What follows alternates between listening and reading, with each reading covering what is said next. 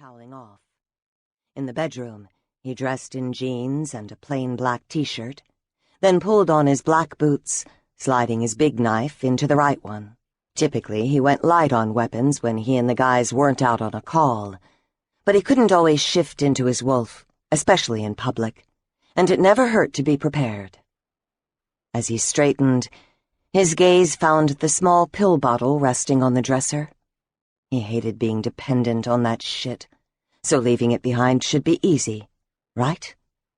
Yet the very thought of being in town, out in the field, or even across the compound, and not having it when the demons closed in, God, the idea made his hands shake and his heart race, made him sweat.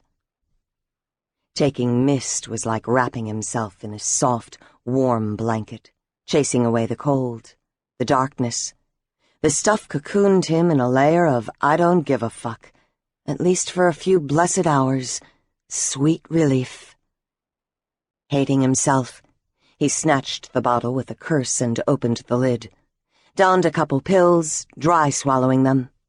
Then he shoved the container into his front jeans pocket. Sucking in a deep breath, he let it out slowly and waited. Gradually, the medicine took effect, and he felt the turmoil in his mind ease. His muscles relaxed, tension bleeding away. There would be a price, though. Always was. Leaving his quarters, he walked into the hallway and shut the door behind him. Everyone was probably at breakfast by now. The thought of eating made his stomach twist, but he didn't want to be alone. Besides, acting normal, sticking to his routine, kept his buddies and his sister, Rowan, off his back. Mostly. Fake it till you make it. His boots shuffled on the carpeted floor as he made his way to his destination. Outside the dining room, he paused.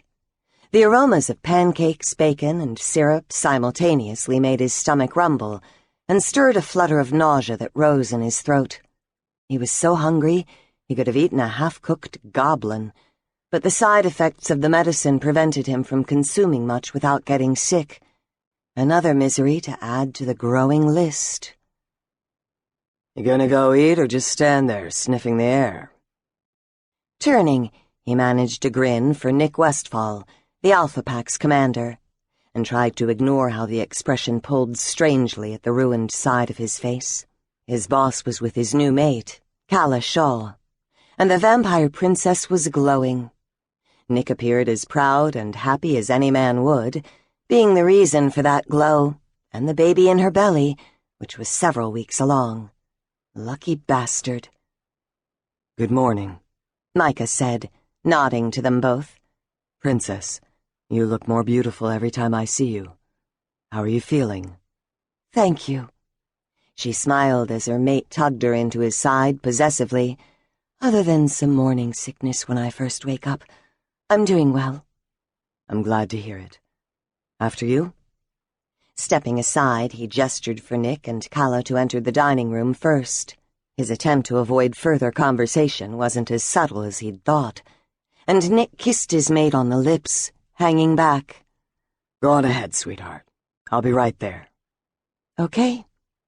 She threw Micah a look of sympathy before proceeding inside. Once she was gone, Micah tried to head Nick off. I'm fine, so there's no need to start in on me again. Really? Is that so? Nick's sharp blue gaze pierced him like an ice pick. I suppose that's why your eyes are bloodshot and have circles under them so dark it looks like you haven't slept in a month. Or why your hands are shaking. Suddenly self-conscious, he looked away, fisting his hands to keep them still. I'm okay, Nick.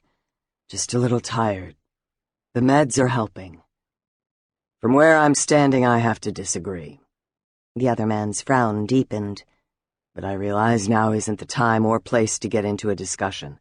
I want to talk to you after breakfast, in my office. Fucking fantastic. The commander was just concerned. Logically, Micah knew that. But it still sucked to be singled out and pinned down. Unreasonable anger churned in his gut, but he managed to nod. Sure. appearing. To keep listening to this audiobook, I've left you a link in the description so you can do it, at no cost thanks to Audible's 30-day free trial.